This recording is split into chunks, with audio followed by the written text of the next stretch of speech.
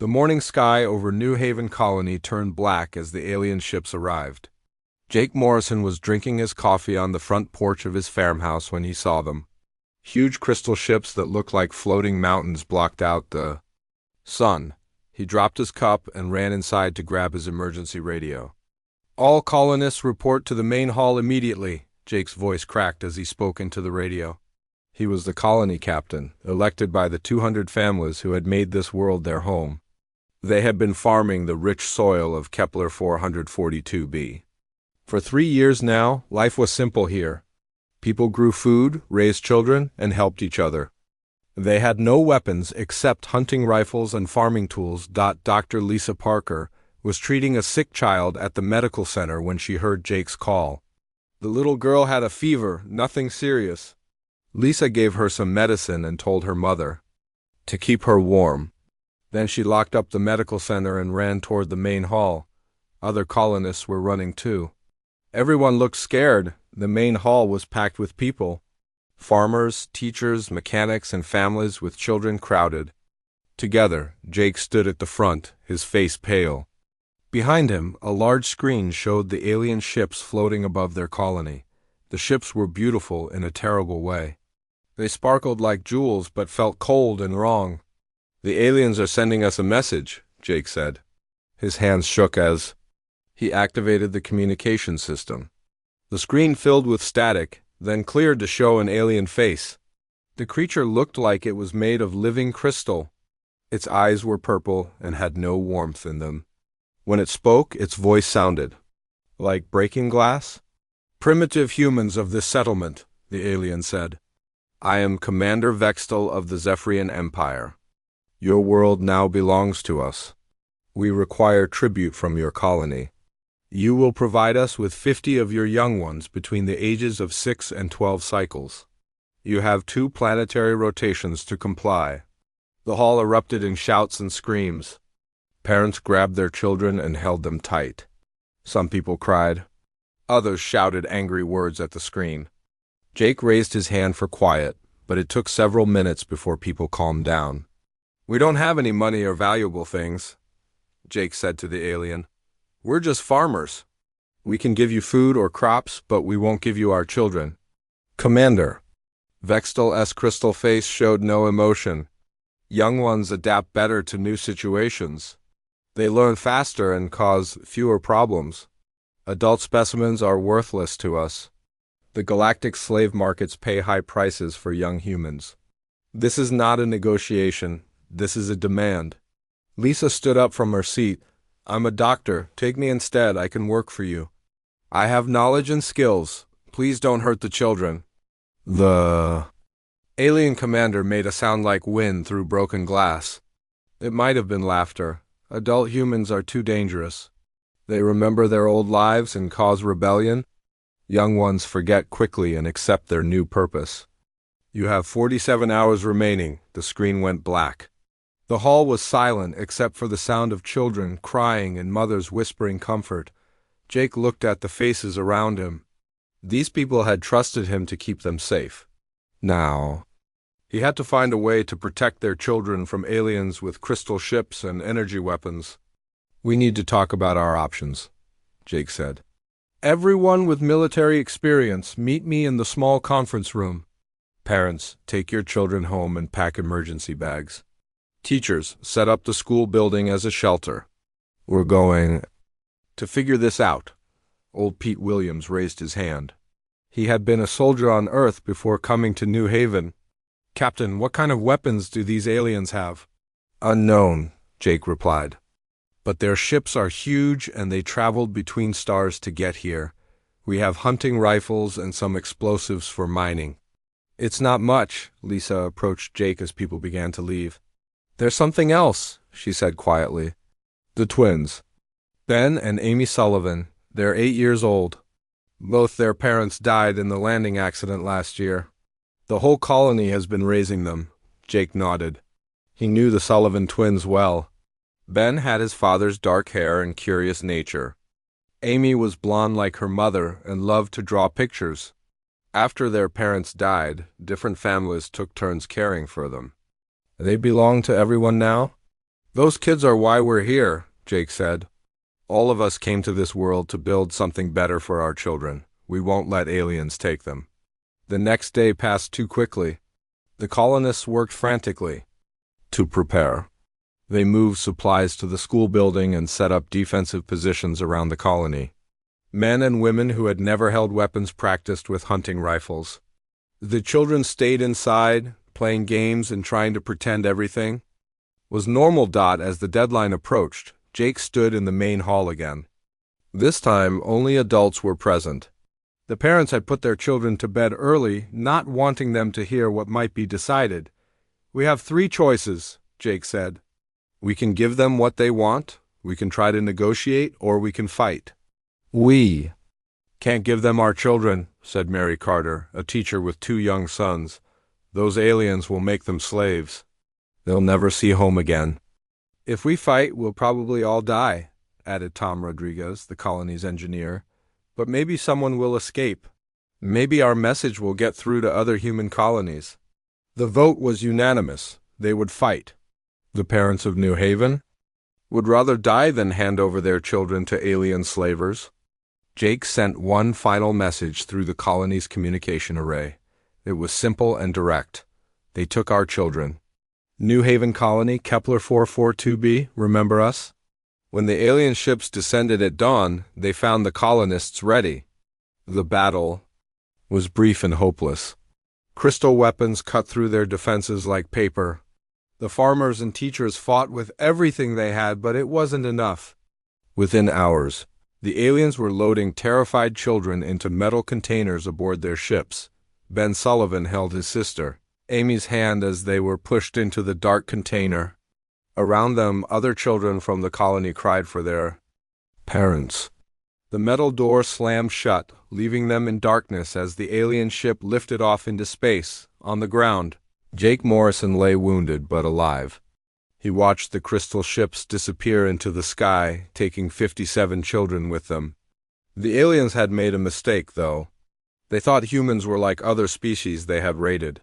They thought parents would accept the loss and move on with their lives. They were wrong. Humans never forgot their children, and humans never forgave those who harmed them. The message from New Haven reached Earth 6 days after the attack. Jake Morrison's final transmission traveled through the quantum relay network that connected every human settlement across the galaxy. The signal bounced from station to station, growing stronger with each relay point it passed through. Admiral Patricia Hayes was eating breakfast in her office on Luna Station when the emergency alert sounded. She had been commander of the Human Defense Coalition for 8 years. In that time, she had dealt with pirates, territorial disputes, and resource conflicts. But she had never seen anything like this. The communications officer, Lieutenant Danny Park, burst into her office without knocking. His face was white with shock. "Admiral, you need to see this immediately. It's from the New Haven colony." Patricia activated her wall screen and watched Jake Morrison's message. The video showed burning buildings and alien ships in the sky. Jake's voice was clear despite the chaos around him. "They took our children. New Haven Colony, Kepler 442b. Remember us." "How many children?" Patricia asked. 57 confirmed missing, Admiral. All between ages 6 and 12. The aliens called themselves Zephyrians. They demanded the children as tribute. Patricia had children of her own. Twin daughters, now grown and working on different colonies. She could not imagine the horror of watching aliens take them away. Her hands clenched into fists as she watched the message again. "Send this to every human colony and station," she ordered. "Call an emergency session of the Colonial Council. I want representatives from every settlement online within 12 hours. The news spread through human space like wildfire. On Mars, factory workers stopped their machines to watch the broadcast. On the mining stations in the asteroid belt, crews gathered around communication screens. On the farming worlds of the Outer Rim, parents held their children closer. Steve Chun was the most famous news reporter in human space. His daily broadcasts reached millions of people across 53 colonies. He had reported on wars, disasters, and political scandals. But nothing had prepared him for this story. "57 children," Steve said, looking directly into the camera. 57 human children stolen from their beds, ripped from their families, sold into slavery by the Zephyrian Empire. Behind him, footage from New Haven's security cameras showed the terrified faces of the kids being dragged away. The images were burned into every human mind that saw them. Ben Sullivan trying to protect his sister Amy as alien soldiers grabbed them. Little Maria Santos crying for her mother. 8-year-old Kevin Brown fighting back until an alien weapon knocked him unconscious. Dr. Rachel Martinez was working in her laboratory on Galileo research station when the broadcast reached her. She was a xenobiologist who studied alien cultures and behavior. For 5 years, she had been researching the Zephyrian Empire, trying to understand their psychology and social structure. Rachel immediately called Admiral Hayes. "I need to brief the Colonial Council," she said. "The Zephyrians have made a terrible mistake. They don't understand what they've done." "What do you mean?" Patricia asked. "Most species they raid are either primitive or have loose family structures. Parents might grieve for lost children, but they don't have the ability to organize large-scale revenge. Humans are different.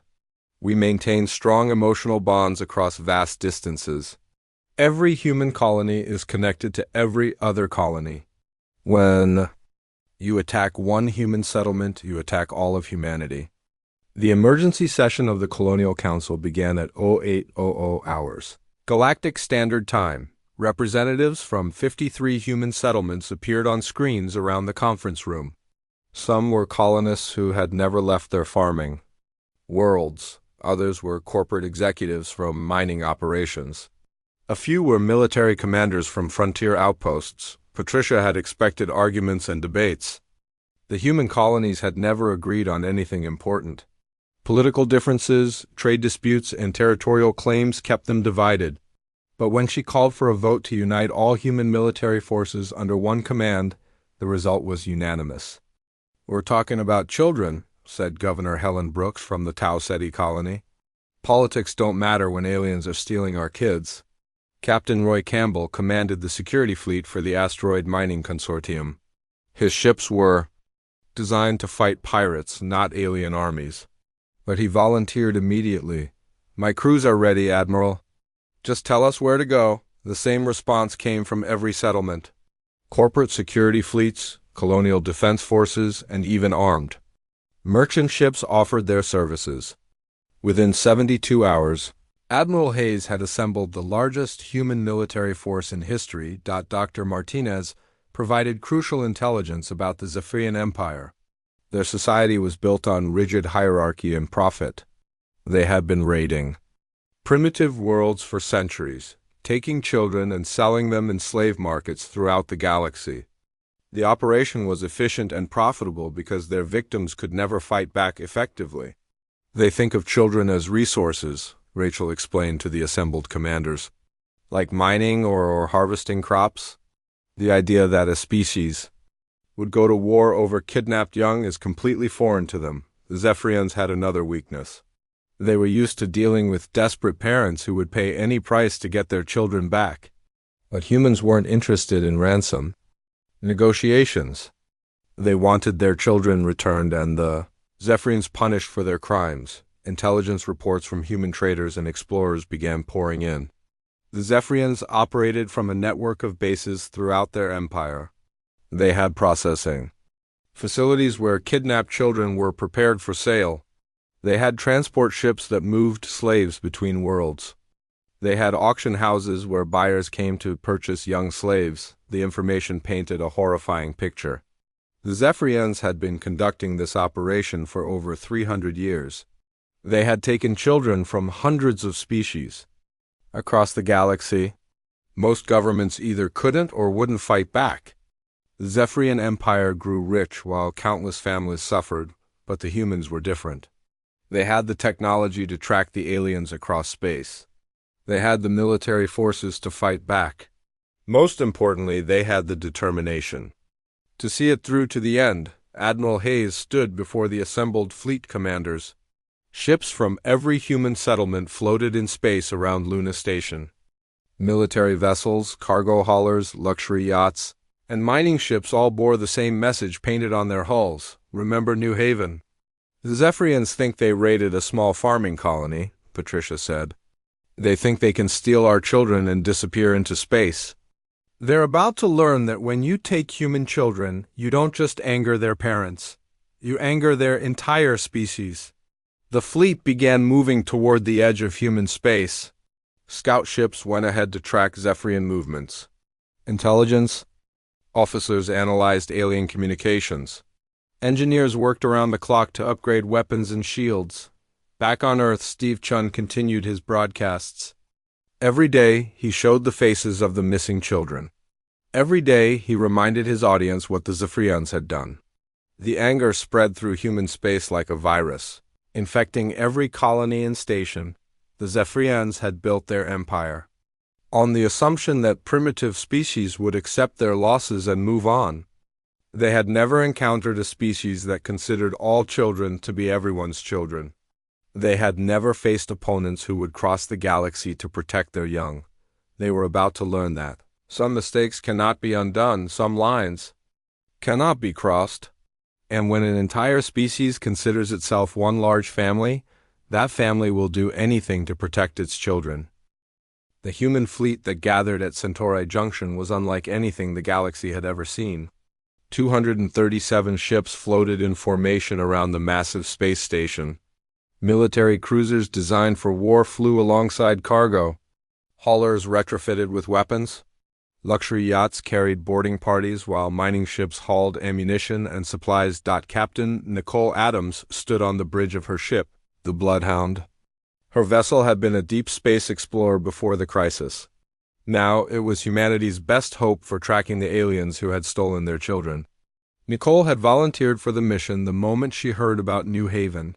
She had a daughter of her own, safe on Earth, but that didn't matter. All human children were her children now. "Any luck with the sensor modifications?" Nicole asked her chief engineer, Paul Rodriguez.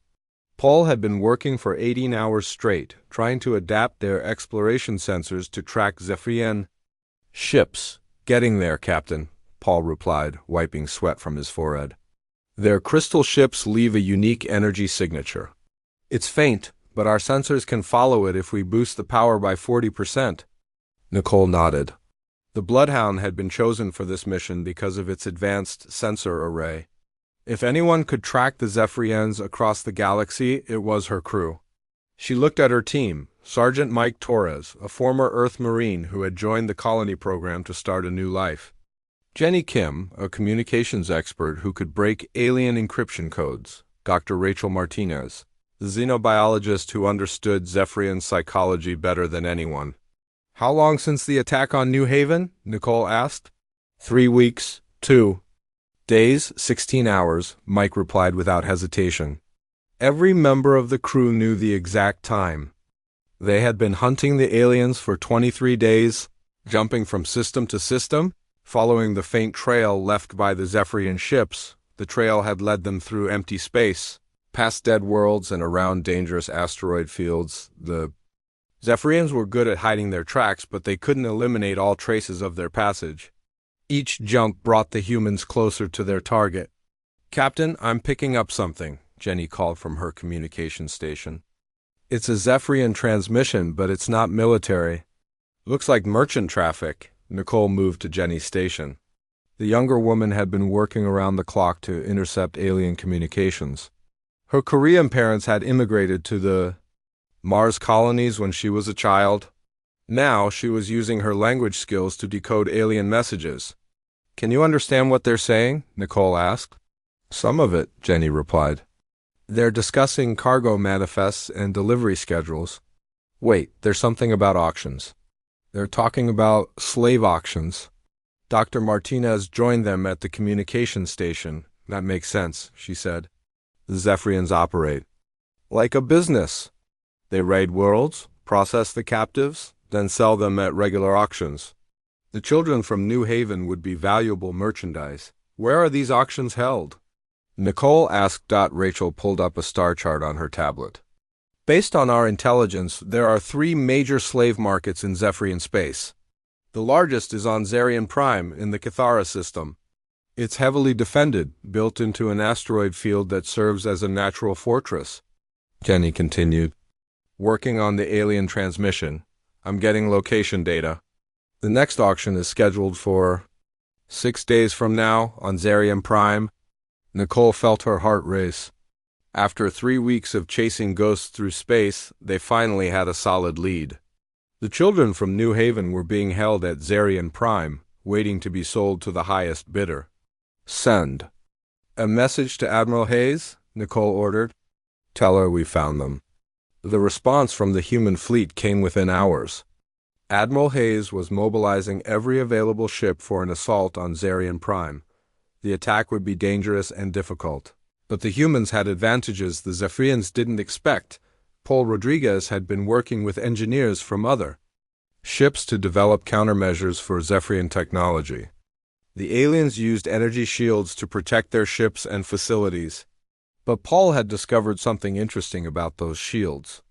They operate on a specific frequency, Paul explained during a video conference with the fleet commanders. If we can generate the exact opposite frequency, we can cancel out their shields. It's like noise-canceling headphones, but for energy barriers. The solution came from an unexpected source. The mining ships in the human fleet used shaped charges to break apart asteroids. With some modifications, those same charges could disrupt Zephyrian shields.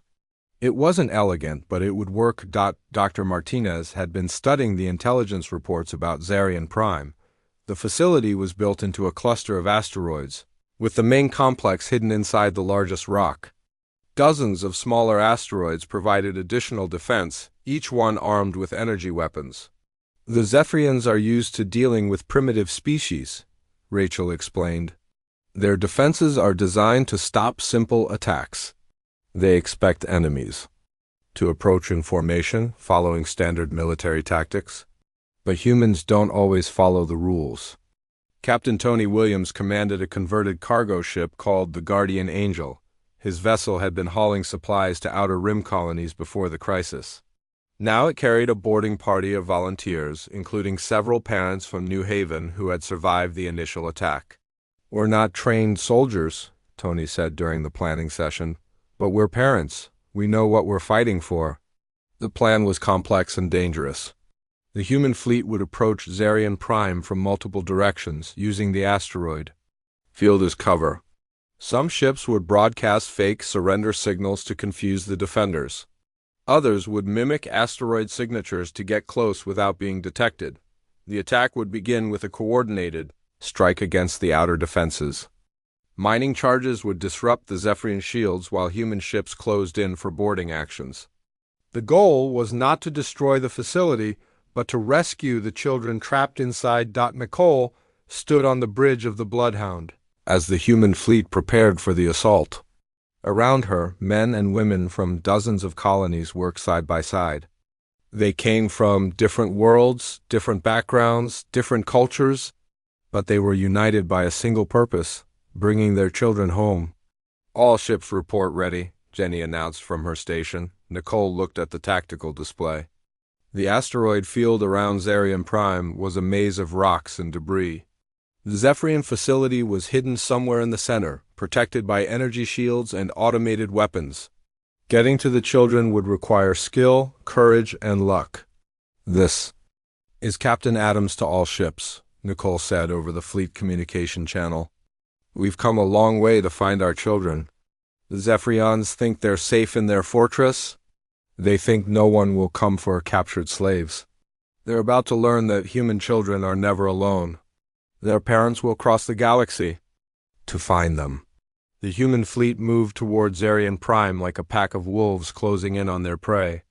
Each ship carried part of the solution to the puzzle. The mining ships had the charges to break the shields. The military vessels had the firepower to fight the defenders. The civilian ships had the determination to see it through, but most importantly, every ship carried the love and rage of parents who would not abandon their children. The Zephyrians had built their empire on the suffering of the young. They had grown rich by preying on the helpless. Now they would face the consequences of their actions. The hunt was ending. The rescue was about to begin. The attack on Zarian Prime began at 0600 hours when the first human ships emerged from hyperspace. The Zephyrian defenders detected them immediately, but what they saw confused them. Half the human fleet was broadcasting surrender signals while the other half appeared to be nothing more than drifting asteroids. Commander Vextal, the same alien who had attacked New Haven, stood in the control center of Zarian Prime. His crystal face showed no emotion as he watched the approaching ships. In 300 years of raiding, no primitive species had ever dared to attack a Zephyrian stronghold. "They are offering to surrender," reported his tactical officer. "They want to negotiate for the return of their young ones." Vextal made the sound that passed for laughter among his people. "Activate the defensive grid. We will destroy half their fleet to make an example. Then we will take the rest as slaves." The Zephyrian energy weapons began firing at the human ships. Bright beams of crystal energy lanced through space, striking the vessels that had broadcast surrender signals. But something was wrong. The human ships absorbed the energy blasts without exploding. Their hulls glowed briefly, then the energy dissipated harmlessly into space. "What is happening?" Vextal demanded. His tactical officer studied the sensor readings. "The human ships have been modified. They are using our own energy against us, redirecting it back into space." Paul Rodriguez had worked for weeks to develop the energy absorption system. The human ships couldn't match Zephyrian firepower, but they could redirect it.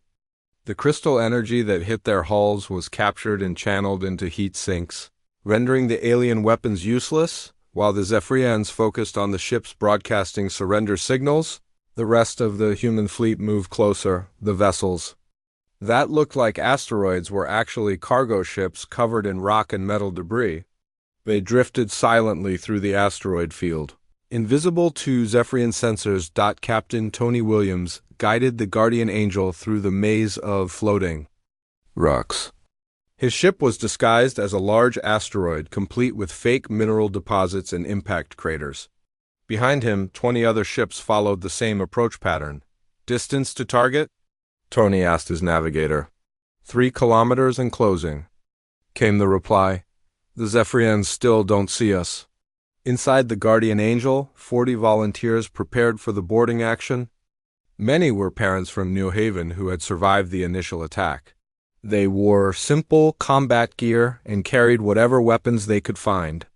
None of them were trained soldiers, but all of them were determined to get their children back. Mary Carter checked her weapon for the 10th time. She was a schoolteacher who had never fired a gun before this mission. But her 2 sons, 8-year-old Billy and 6-year-old Tommy, were somewhere inside the Zephyrian facility. She would do whatever it took to find them. "Remember," said Sergeant Mike Torres, who was leading the boarding party, "we're not here to fight a war. We're here to rescue children. Get in, find the kids, get out. Don't try to be heroes." The first phase of the attack went exactly as planned. The human ships that had been absorbing energy fire suddenly stopped broadcasting surrender signals. Instead, they began releasing the stored energy in focused bursts. The redirected crystal energy struck the Zephyrian defensive platforms, overloading their shields and destroying their weapons. At the same time, the disguised cargo ships dropped their asteroid camouflage and accelerated toward the main facility. Paul Rodriguez's mining charges detonated against the Zephyrian shields, creating holes in the energy barriers. The human ships poured through the gaps like water through a broken dam. Commander Vextal watched his carefully constructed defenses crumble in minutes. The humans fought with a desperation and coordination that shocked him. They used ramming attacks, boarding actions, and suicide runs that no rational species would attempt. Their tactics made no sense from a military standpoint, but they were devastatingly effective. "Sir, they're not trying to destroy the facility," reported his tactical officer. "They're trying to get inside it." Vextal suddenly understood. The humans had come to rescue their young ones, not to conquer territory. They would sacrifice their own lives to save their children. It was a concept completely foreign to Zephyrian thinking. The Guardian Angel slammed into the docking bay of the main facility. The impact shook the entire structure, but the ship held together. Tony Williams had reinforced his vessel specifically for this kind of assault. The cargo bay doors opened and the boarding party rushed out. The inside of the Zephyrian facility was a maze of corridors and chambers carved from solid rock. Emergency lights flashed red as alien security forces responded to the breach. The humans moved quickly, following the facility plans that Dr. Martinez had provided.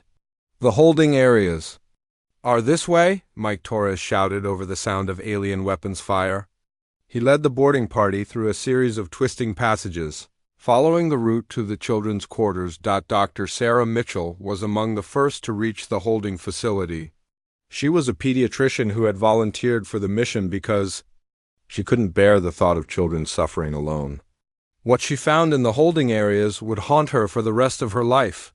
The children were kept in small metal cages, stacked like cargo containers. There were hundreds of them from dozens of different species. Most were malnourished and terrified. Some had been there for years, their eyes empty and hopeless. "Find the human children," Sarah called to the other rescuers. "Check every cage, every room." The search was frantic and heartbreaking. The human children were in a separate section of the facility, marked with symbols that meant premium merchandise in the Zephyrian language. They had been given better food and medical care because they were more valuable in the slave markets. Mary Carter found her sons in a cage near the back of the holding area. Billy and Tommy were thin and scared, but they were alive. They recognized their mother's voice and started crying with relief. "Mom? Is it really you?" Billy asked, his voice barely a whisper. "Yes, baby, it's me," Mary replied, tears streaming down her face. "We're going home." The rescue was chaos. Parents reunited with their children while alien guards tried to stop the boarding parties. The humans fought with a fury that surprised even themselves. They had come across the galaxy to save their children, and nothing would stop them now. Ben and Amy Sullivan were found together in a cage marked for special auction. The 8-year-old twins had protected each other during their captivity, just as they had been taught back on New Haven. When they saw familiar faces from their colony, they broke down and sobbed. "We knew you would come," Amy whispered. "We knew you wouldn't leave us here." The evacuation took 3 hours. The human ships created a corridor of safety while the children were loaded onto medical vessels. Many of the rescued kids were too weak to walk, so they were carried by volunteers, who treated them like their own children, but the rescue revealed something that made the humans even angrier. The Zephyrians had been conducting this operation for centuries. The holding facility contained children from hundreds of species, some who had been captives for years. The scale of the slave trade was beyond anything the humans had imagined. As the last of the children were evacuated, the human fleet prepared to leave Zarian Prime. They had accomplished their mission, but they had also uncovered a galactic atrocity. The evidence they found would change everything. Commander Vextal stood in his ruined control center, watching the human ships disappear into hyperspace. His facility was destroyed, his defenses shattered, and his valuable merchandise was gone. But worse than that, the humans had taken detailed records of the entire slave trade operation. The Zephyrians had made a mistake that would destroy their empire. They had attacked a species that would never forgive and never forget. The humans were taking their children home, but they were also taking proof of crimes that would unite the galaxy against the Zephyrian Empire. The rescue was complete, but the war was just beginning. The rescued children from Zarian Prime arrived at human medical stations throughout the galaxy. Doctors and nurses worked around the clock to treat malnutrition, injuries, and trauma. But the physical healing was only the beginning. The children had witnessed horrors that would take years to overcome. Ben and Amy Sullivan were taken to the medical station orbiting Centauri. The twins had stayed strong during their captivity, but now they clung to their adoptive parents and refused to be separated. Dr. Sarah Mitchell examined them personally, checking for injuries and monitoring their recovery. "They're going to be okay," Sarah told their guardians. "Physically, they're in better shape than most." The Zephyrians kept the human children healthier because they were worth more money, but the psychological damage will take time to heal. The evidence collected from Zarian Prime was more damaging than anyone had expected. The human rescue teams had downloaded the entire Zephyrian database, containing records of 3 centuries of slave raids. The files documented millions of children stolen from hundreds of species across the galaxy. Admiral Patricia Hayes studied the evidence in her office on Luna Station. The data was overwhelming and horrifying. Species after species had been victimized by the Zephyrians. Entire civilizations had lost generations of their children to the slave trade. Most governments had been too weak or too afraid to fight back. Send copies of this data to every known species in the galaxy, Patricia ordered her communications officer. They need to see what the Zephyrians have been doing. The reaction was immediate and explosive. Species that had suffered under Zephyrian raids for generations finally had proof of the crimes committed against them. Governments that had been silent for centuries began calling for justice. The Galactic Council, which had ignored the problem for years, was forced to take action. Steve June broadcast the evidence to human colonies across the galaxy. His news reports showed the horrible conditions inside the Zephyrian facilities. Video footage from Zarian Prime revealed children from dozens of species locked in cages, treated like animals waiting for slaughter. This is not just a human problem, Steve said during his broadcast. The Zephyrians have been stealing children from every corner of the galaxy. The only difference is that humans were the first species with the ability and determination to fight back. The Galactic Council convened an emergency session on the neutral world of Harmony Station. Representatives from over 300 species gathered to discuss the evidence against the Zephyrian Empire. Many of them were seeing proof of crimes against their own people for the first time. Admiral Hayes arrived at Harmony Station aboard her flagship, surrounded by ships from the human rescue fleet. She carried with her the complete database from Zarian Prime, along with testimony from rescued children and their families. The galaxy was about to learn the truth about the Zephyrian slave trade. The council chamber was a massive dome that could hold representatives from hundreds of species. Admiral Hayes walked to the central podium, feeling the weight of thousands of eyes upon her. She had never spoken before the Galactic Council, but today she represented not just humanity, but every parent who had lost a child to Zephyrian raiders. Honored representatives, Patricia began, we are here because my species discovered something that should horrify every civilized being in the galaxy. For 300 years, the Zephyrian Empire has been stealing children and selling them as slaves. The chamber erupted in shocked murmurs and angry voices. Many species had suspected the truth, but few had possessed concrete evidence. Now they were seeing detailed records of every raid, every captured child, every sale in the slave markets. The Zephyrian ambassador, a tall crystal being named Kethmar, rose from his seat. His purple eyes showed no emotion as he addressed the council. The Zephyrian Empire objects to these accusations. We are a legitimate trading empire engaged in standard resource acquisition from primitive worlds. Patricia activated the holographic display above the podium. The evidence from Zarian Prime filled the air above the council chamber. Thousands of files documenting stolen children, auction records, and communication logs from Zephyrian slave traders. These are your own records, Patricia said, her voice cold with anger. 3 centuries of stealing children. 3 million documented victims. Species after species raided and traumatized for profit. Ambassador Kethmar's crystal face remained unchanged. Young specimens adapt better to new environments. They integrate more successfully into galactic commerce.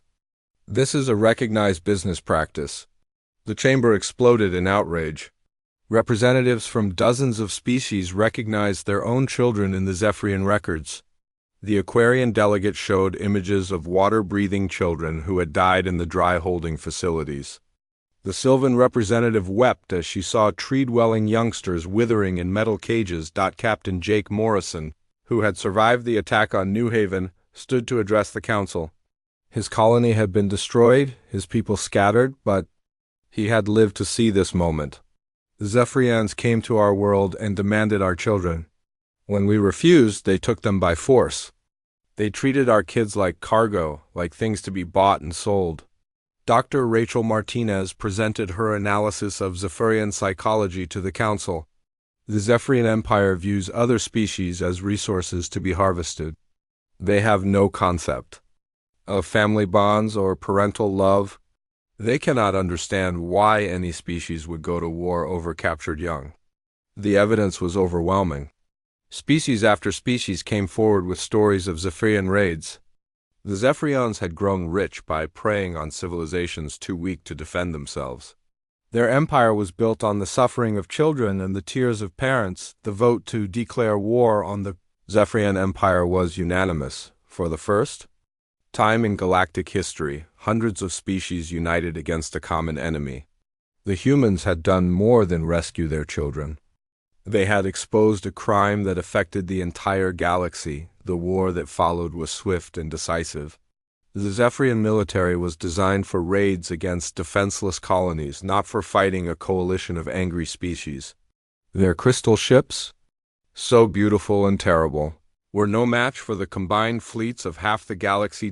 Captain Nicole Adams led the final assault on the Zephyrian homeworld. The planet surrendered without a fight when faced with a fleet containing ships from 200 different species. The Zephyrian government collapsed as their leaders were arrested and charged with crimes against all sentient life. The slave markets were shut down permanently. The holding facilities were converted into rescue centers for traumatized children. Species across the galaxy worked together to reunite families torn apart by centuries of Zephyrian raids on New Haven. The colonists rebuilt their settlement with help from across human space. The destroyed buildings were replaced with stronger structures. The communications array was upgraded with the latest technology. Most importantly, a memorial was built in the center of town. Ben and Amy Sullivan, now 10 years old, stood with their adoptive parents at the dedication ceremony for the children's memorial. The monument bore the names of every child who had suffered under the Zephyrian slave trade. Admiral Hayes delivered the dedication speech, her words broadcast across the galaxy. "We learned something important from this tragedy," Patricia said, looking at the faces of the assembled crowd. "We learned that some mistakes cannot be forgiven and some lines cannot be crossed. The Zephyrians thought they could steal our children and disappear into space. They thought no one would come for captured slaves." She paused, looking at Ben and Amy and the other children from New Haven. They had survived their ordeal and were growing strong again. But they would never forget what happened to them, and neither would humanity. The Zephyrians learned too late that human children are not just humanity's future, Patricia continued. They are humanity's reason for everything. When you threaten our children, you threaten our species. When you take our children, you make enemies of every human in the galaxy. The memorial was beautiful in its simplicity. A crystal fountain surrounded by gardens with the names of the victims carved in stone. Water flowed continuously, representing the tears shed by parents across the galaxy. But it also represented hope, because the children were home now. The galaxy had been reminded of an ancient truth that the Zephyrians never understood. There is no fury like that of a parent whose child has been threatened. And when an entire species considers all children their own, that fury becomes unstoppable. The Zephyrian Empire was gone, but its legacy lived on. New laws protected all sentient young throughout the galaxy. The Galactic Council established the Human Defense Coalition as the enforcement arm for these laws. Never again would children be stolen from their families and sold as slaves. Humanity had earned its place among the galactic community, not through conquest or technological superiority, but through their willingness to protect the innocent. The species that had been dismissed as primitive newcomers had proven that sometimes the most dangerous beings in the galaxy were those defending their children. The war was over, the children were home, and the galaxy was a safer place for all. Young beings, thanks to the humans who refused to abandon their own.